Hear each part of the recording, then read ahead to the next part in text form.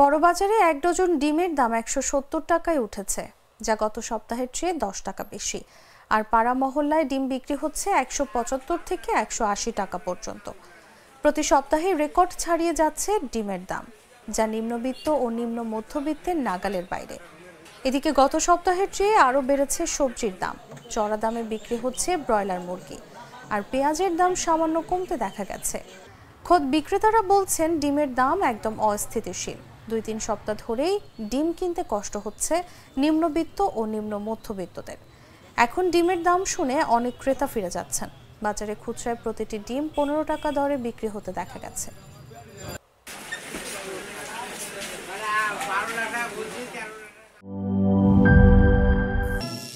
করিম চাচা, আপনার প্রিয় মানুষদের কখনো বিপদে ফেলতে চাইবেন না স্যার। তাহলে আমাদের বিপদে রাখা কি ঠিক হচ্ছে? এজন্যই বিজলি কেবলস সবচেয়ে ভালো ও নিরাপদ। ফ্লেম রিটার্ডেন্ট পিভিসি দিয়ে তৈরি বিজলি কেবলস, নিরাপদ আজীবন।